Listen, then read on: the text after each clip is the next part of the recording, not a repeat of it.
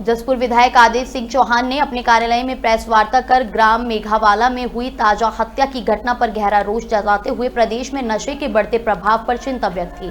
उन्होंने साफ शब्दों में कहा कि यदि नशे पर समय रहते लगाम नहीं लगी तो उत्तराखंड भी उड़ता उत्तराखंड बन सकता है, ठीक उसी तरह जैसे पंजाब को उड़ता पंजाब के नाम से बदनाम किया गया। विधायक ने कहा कि उधम सिंह नगर की सीमाएं उत्तर प्रदेश से सटी हुई हैं, जिसकी वजह से सूखे नशे की तस्करी और खपत तेजी से बढ़ रही है।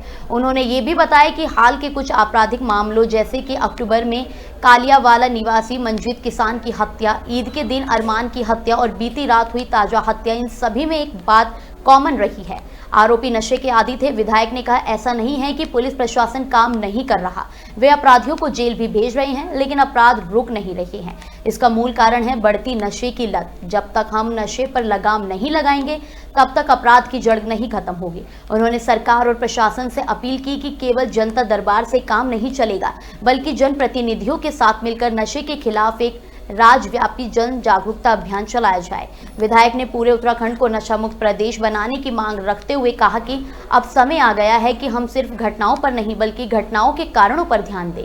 कि अभी आपने जसपुर के क्षेत्र, क्योंकि मैं वैसे तो पूरे उधम सिंह नगर में है, लेकिन मैं जसपुर क्षेत्र में, क्योंकि अभी अक्टूबर में एक घटना घटी, एक मंजीत हमारा कल्याणपुर का एक किसान था, उसकी हत्या कर दी। वो भी जिसने हत्या की वो भी नशे में था। और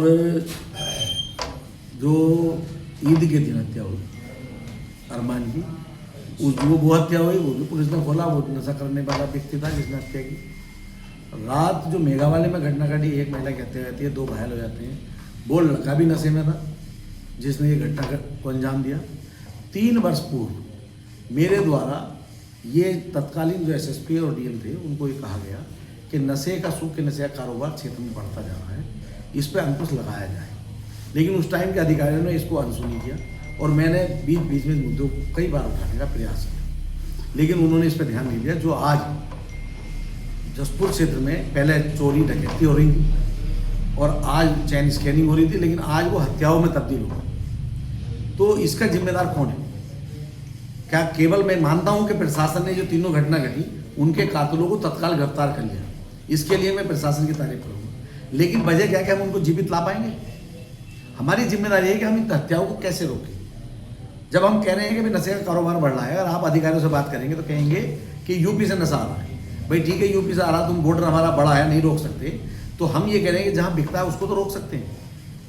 आज हमारे क्षेत्र में कच्ची शराब का और सूखे नशे का कारोबार जोरों पर है, और ये उधम सिंह नगर में पूरे में है, जसपुर क्षेत्र में नहीं है, काशीपुर में ही नहीं है। ये इसका कारोबार बहुत तेजी से बढ़ा है और इसको प्रशासन को जन कल्याण से, जनता के जो चुने हुए प्रतिनिधियों से और जो सम्रांत जो हमारे सामाजिक कार्यकर्ता हैं, पत्रकार बंधु हैं, सबसे मिलकर इसको जन जागरण चलाना चाहिए और इस नशे के कारोबार को रोकना चाहिए।